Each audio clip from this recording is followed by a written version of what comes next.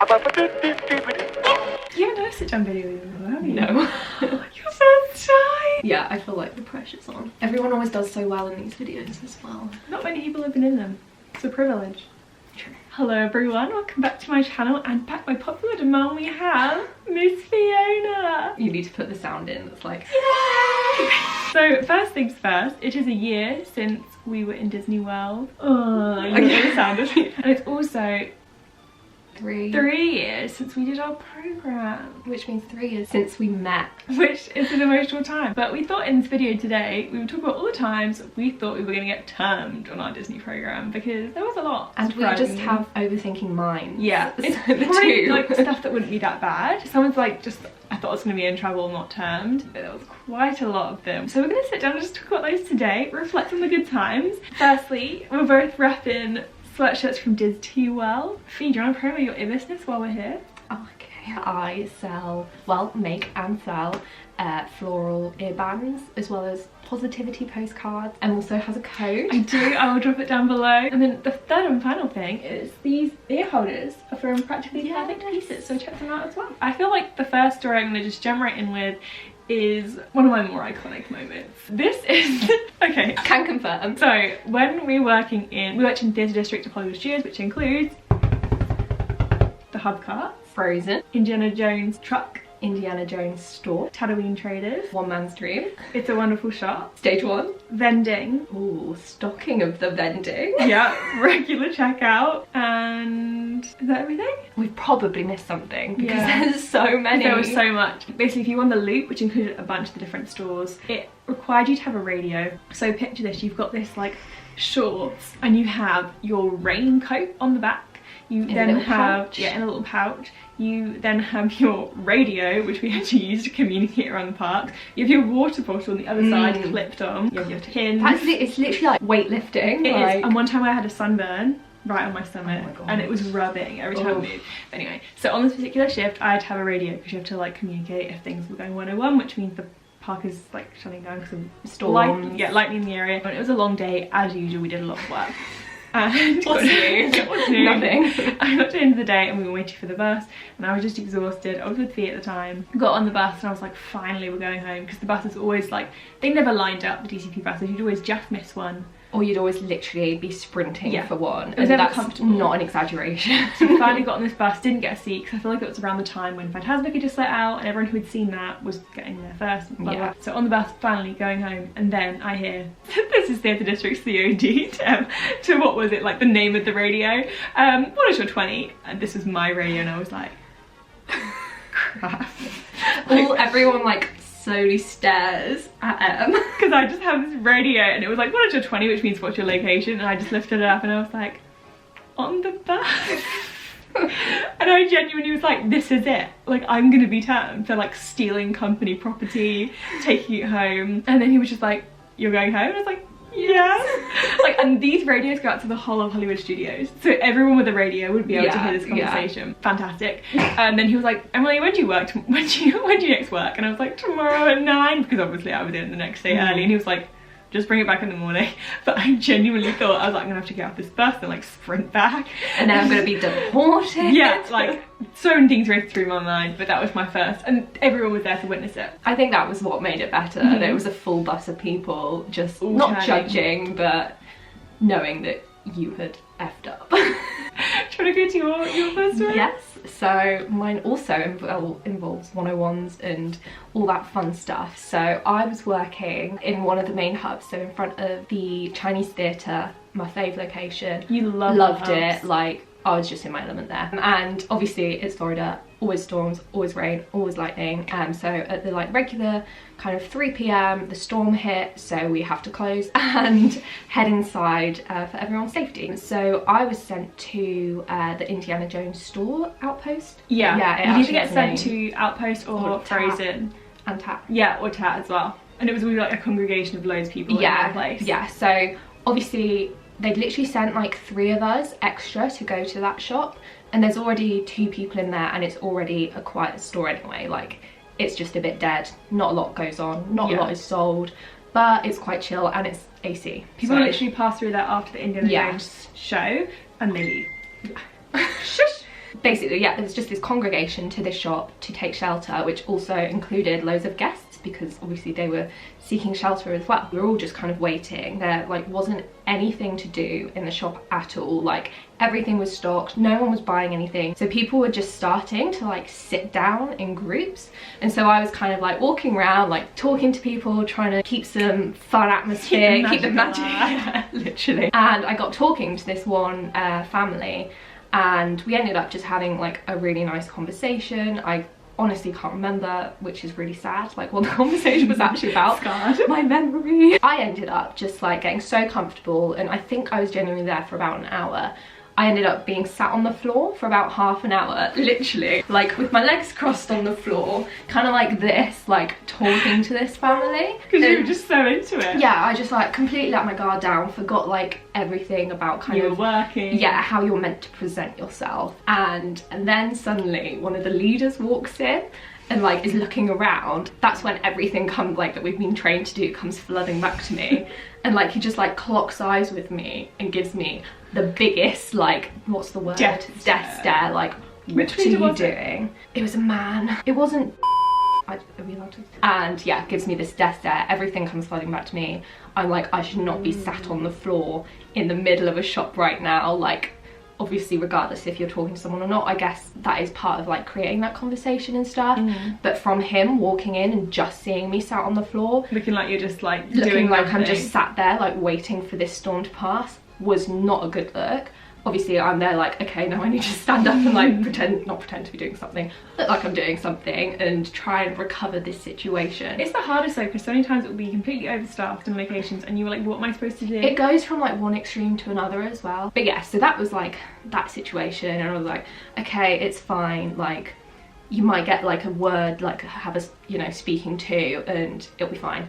Then like the next day, so this was at the time where they were doing next level courtesy. That's it, I was gonna say extra courtesy, but that's not what NLC. it's called. Started in World Disney and wormed its way. Yeah, so they like starting to just have like one-on-one meetings with us to kind of talk through the concept and like try and get us on board, I guess, and like starting to bring in some things. Engage, discover, recommend and close. I don't even remember that. World Disney had a whole training shift day on it. It was like awful. Engraved in your brain. But yeah, we were like being called individually for these meetings, but like I didn't put the two and two together, and someone comes up to me and is like, you need to go and have a meeting with this woman who was like the manager for the whole of the theatre district. She was called, it was like Lynn. She was a nice person. Yeah, in that moment I literally froze, like my heart sank, like that is no exaggeration, and I was like, oh my god, this is it.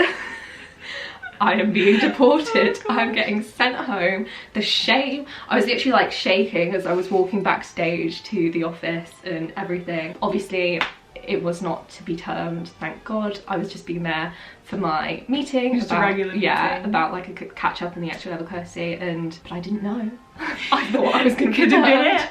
Could have been it. That was like the closest I came. That was Did you even get like a point or a reprimand or anything? No. I didn't even get spoken to about it. Like it was just nothing. It was literally just nothing. It was just the stare. Like those eyes that he gave me was horrible. Like it was literally cut through me. Like never again. Oh, I have one that was kind of a bit of a plot twist. Like this is just a really quick one. I love a plot twist. It was like one of my last days in TAT, and I was like at the register and I was kind of chatting away with another person, and then this leader comes over who she was a regular leader, and she was like, Emily, you're working late tonight? And I was like, I finished at 10:30. She was like, okay, I'll see you after your shift.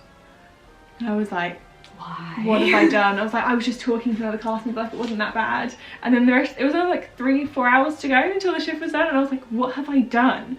And then at the end, I was literally like sorting out the droid table. This is in Tatooine Traders, which is the Star Wars store. Sorting it out, and suddenly just appears, and I just turned around. Looming. No, she was just like, hi. And then I turned around, and like all the cast in the shop are just all behind her. And she's like, hi, you had a really good interaction the other week with someone in stage 1. And I was like, did I? And then she was just like, yeah, so we actually have a cast compliment for you from Twitter. And then she pulls out this certificate, and like she was going to present it to me and like take a photo and I'd talk about the experience. But I thought she was going to like tell me off, and it turned out like the way she'd phrased it, and my anxious mind was like, I've done something wrong. That's it. We always jump to worst case scenario. Never good. No, never good. That was. We need to give ourselves some credit. And I was like, I've got 2 days to go. Like, how is there something wrong now? There's so many things where I would just overthink it. Like, another time, the only time I called out on my second program, I went to Universal. It was towards the end, I just wanted to go. And the shift lasted until midnight. So then the next morning I got up to go to breakfast at Boma at Disney Animal Kingdom Lodge. Disney Animal Kingdom Lodge, what am I like? And suddenly I was like, oh crap, like I called out at the shift that ended today because it was half midnight. And I was like, can I use my discount? And I was like, the guards were like, you have to pay for me. I was like, I'll transfer it to you. She's like, but then I can get termed for using my discount for someone else. I was like, you have to pay for me. Like, what? I can't use my discount and then get termed. And then I was like, yeah, I can't go to the park. Like, I literally just, I was so paranoid. Apparently it was completely fine because it's when your shift starts. Like, but yeah, that's just me again, overthinking things. But it's better to be safe than sorry. Okay. Story time. See, I'm such a professional. The next one we have about, it's a whole area about costumes. I'm sure anyone who's done a programme, works there full stop, has got a little bit luxe with their costume at some point, or just done it wrong. Yeah. Especially if you're like trading shifts, going to new locations, like it's so easy to just miss something or not know what you're wearing. It's a minefield in itself, to be honest. Mine's only very small.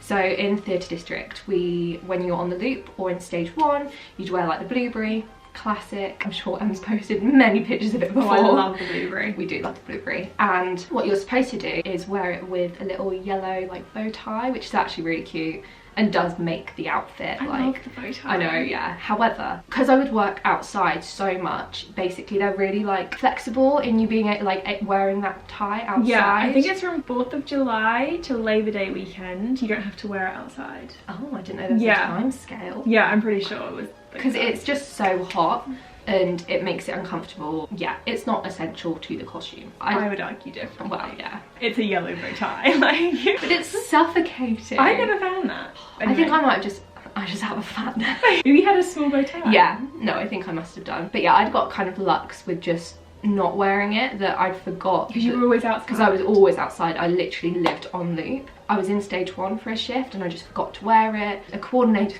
comes up to me like quite aggressively. It was the one that wasn't our friend, really. Yeah. She didn't like us that much. She didn't get on board with the British gal. No, don't know why. Everyone else liked us. Yeah. And she comes like storming towards me. She's like, Fiona, and I'm like, yes. She's like, where is your bow tie? I was like, oh crap. And she like literally sends me straight back to costuming, which is quite a walk away in studios. Like you have to go kind of work your way back around. Back of the park. Yeah, which I mean I quite enjoyed. I was getting paid to take a nice long stroll back to costuming, but it was just the way it was delivered. Like I was in trouble, and you know when you're then in someone's bad books for a while and they're just like watching your every move. Yeah, it was one of those. I had another one. I'm trying to remember the specifics. So I traded a shift to work in Storybook Circus, which is in Magic Kingdom, and the costume, it's quite complicated. It has like a waistcoat, I'm gonna insert a photo, you're like waistcoat, shirt, trousers, all this stuff. I arrive and I clock in, and then the leader goes, where's your tie? And I was like, I just basically when I worked 3 Magic Kingdom shifts in a row. I did Bonjour Gifts, Main Street East, and this one. And I got all the costumes at once, so it was quite a lot. And I just completely missed there was a bow tie. So she was like, have you clocked in already? And I was like, yes. So obviously I was already on the clock. So she couldn't mark me as late. So she was like, fine, go back to costuming. Go back, get the tie. I then show up and she was like, wait, do you have the hat? For God's sake. And I was like, no. And she was like, okay, well, you're just not gonna... What was it? No, it was something that you would wear outside. So you'd be able to take off the waistcoat. It was something else. You take off the waistcoat and then you'd have, I don't know, like a belt or something underneath to complete the outfit. She was like, well, if you ever work outside, you're gonna have to stay wearing the waistcoat. And I was like, okay, but then she was in like the worst mood with me. Obviously, like I missed 2 parts of the costume with EHH. And then she just sent me out onto the floor. Like normally, any location you get like a tour of what's what and the different parts of it. And she was literally just like, okay, you're in giraffe. What's giraffe? So I go out and obviously all the different booths around Storybook Circus. Big Top Souvenirs is the name of the store. They have a different animal. So I found giraffe and went in, but like nobody spoke to me really like the whole shift. Like I just felt like it was like an 8-hour shift and I just didn't like it because the cast wasn't very friendly. It was a lot of like older people. You made a bad name but for I yourself. also didn't have the best beginning to the shift. But I thought I was going to be like, okay, just go home. But also, it's not like you did it on purpose. Like that's, you're never going to do any of these things on purpose. So like, there has to be a level of understanding. Yeah. But I Like, thought you're she was just going to say, oh, that's enough, go. Bye-bye. Obviously, Magic Kingdom, you have to get a bus to costuming. I think that's why I was just so intimidated by it. You have to get a bus back, then I had to go find the costume piece and then come back. So it pretty did like 30 minutes of the shift. So I was like, oh god, out of like an 8-hour shift, I was like, this isn't good. They don't like me. One costume, have I got any other costuming palavers? No, just one. You wear pins. Oh yes. And we obviously, like we were saying, the buses were very irregular. So we would regularly be running for the bus. And often straight after a shift and you would be wearing your pins and we would sprint and I would just hear the metal dropping, hitting the pavement of these pins. And it got one day where I had literally like 4 pins. I know. And the lady came and she was like, Emily, where are your pins? And I was like, oh, I've been giving them away. Magical moment. All that magic. And she was like, oh, you should have let me know, I'll give you a refresh set. I was like, okay. Some people were like really, some leaders were really like, you're to 12. Yeah, like they were like, didn't have they would 12. be like, you only have 10. And they were so scary about it as well. Like they'd come up to you and literally be staring you down. Again, it was just all in the eyes. And pins as well, actually. Do you remember, I swear they gave us a lecture on giving away pins because we had like obviously in loads of the shops and stuff, you have like the pin trading boards or everything. We had a pin trading Yoda in TAT and I swear too many people were giving away the pins. For free. So they were just like, you can't do that anymore. Another thing we had a lecture on. And then I did it anyway. Of course, just making moments, magical moments. Another thing we had a lecture on was to say you were going into the park or going from the park to work. They gave us this lecture about how you had to go through the front entrance and that if you didn't and they like found out you like used your if discount, you use fast pass or fast anything, pass, then like it would be maybe termed or like points and stuff. So the way I would do it, if say I was finished at like, say you finished at 8:30, it was a long walk to get from our location back around to the front, back inside, and I would go to Fantasmic, so I would just not run. But then obviously if you're going to Fantasmic you're not buying anything. Yeah, you're literally just going. Yeah, no one would know that you were in the park. It was literally like a day before we'd had this chat and then the coordinator saw me and I was like, this is the end. Every time, this is the end. She just like freeze. Yeah, she went, Emily! And I was like, this is it.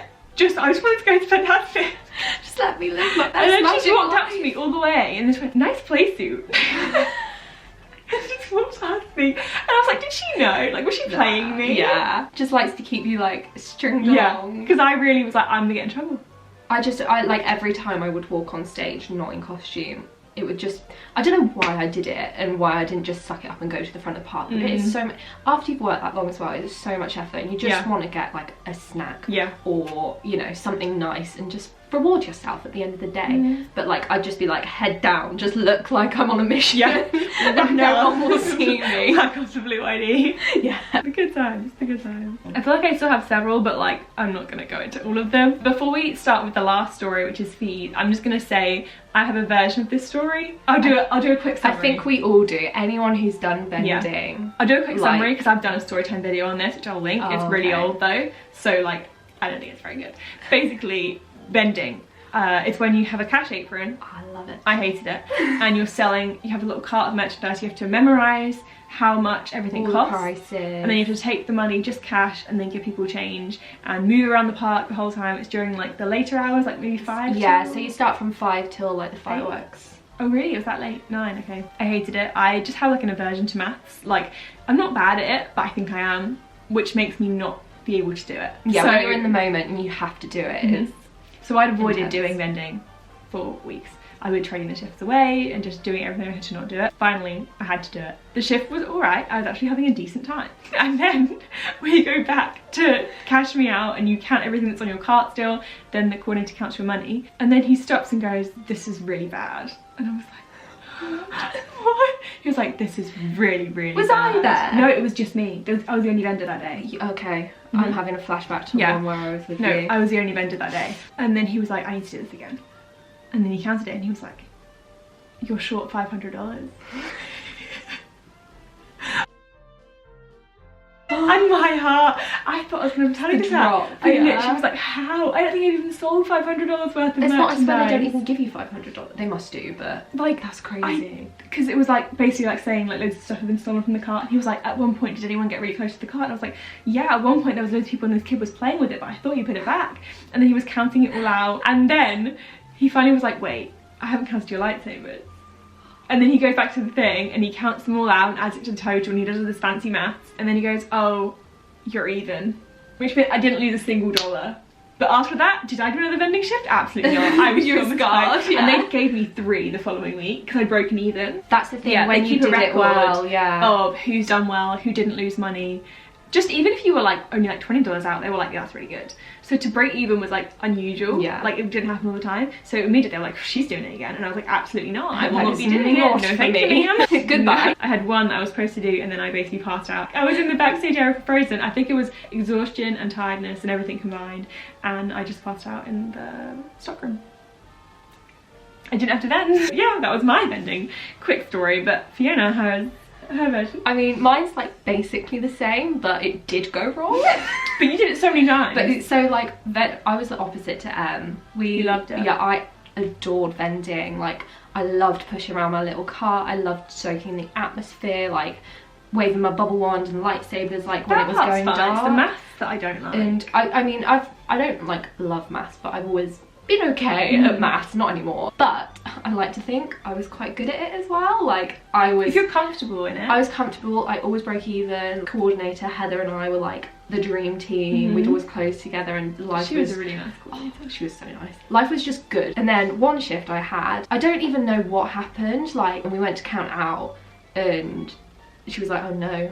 Similar to, not as dramatic. Yeah, my guy was like, "This is really bad." Yeah, she's like, "Oh," and because usually, whenever I'd be counting out, it'd be like happy, positive, like you can sense when it's going well. And she was like, okay, like how many of these did you sell? I think it was again the lightsabers, and I was like, this many, blah blah blah blah, this many of this, I think. And because I like to keep like a mental tally in my head, or at least try to. Obviously some nights because you like to try and like top yourself. Yeah, like in my diary I like kind of kept track of like my max sales. I think in the end my biggest was like 700. Which is a lot, like just from that little cart. Blows my mind. But yeah, and she was counting me out, and basically I had fallen, I think it was about $70 short, which is quite a bit. I don't understand how. Something must have been stolen. I think like 2 things must have been stolen. Because one time I remember I was with someone, they were being counted out and they were short the exact cost of a lightsaber. Yeah, but this is the thing, like it wasn't, the maths didn't quite add up. So then I was like, well, that's my fault then as well. Like it's not that I've been unlucky and someone's come and stolen something, because obviously that's someone else's doing. Like I've clearly at some point done my maths wrong and like given too much change to someone or not taken enough money, and it was my fault basically. Like it was probably a mixture of having something stolen and that, but it was on me. I was in the doghouse, and my favourite coordinator, like you could tell she was disappointed in me, and I was like, this is so sad. Why is this happening? My favourite thing is now turning into the thing that hates me. Like, what? It was only the one time. It was only the one time, but after that, again, I was like, I might have to have someone might have to have a word with me. And I think someone did. What, about $70? Yeah. I thought I was being termed. But then it was $500. Well, yeah. I was like, there's a big difference. I was like, I'm gonna be body search for money. Check all the cameras. Yeah. Jeez. Yeah, I think she had a word with me, because I remember her coming over and being like, we basically had this discussion already. But yeah, I think if you lose over 50, they kind of have to, it's just they have to have that conversation with you. And I think, yeah, she had it with me, and I was like, oh, this is uncomfortable. And then they didn't give me vending for a while. So I feel like that's enough stories for now. I just rambled on. If you enjoyed it, give it a thumbs up. Comment down below if you want to share any of your stories of when you thought you were gonna get termed. I'm sure there's some people who have like many dramatic. Oh yeah, really probably like way worse than these. We're just like overthinkers to the max. Yes. That's our problem. If I go through my diary, this is just one that I remember at the top of my head. If I went through my diary, I'm sure I would see a lot more. Also, I was actually reading a few of my diary entries the other week, and the enthusiasm for life just leaps off the page. I could do reading. Comment below if you want us to read our diary. I know. It'd be funny. I'd like to listen to it. Okay, subscribe for more videos, please. And magic, hopefully. Hope you're all safe and well. See you next time. Bye. Sorry, we didn't even reference this throughout the video, but Bertie was actually there by our side the whole time. He is supporting. the Pascal. This to is our Fee's, Punsies. Fee's true love and life. He is a cutie. 13 years old. Grumpy teenager.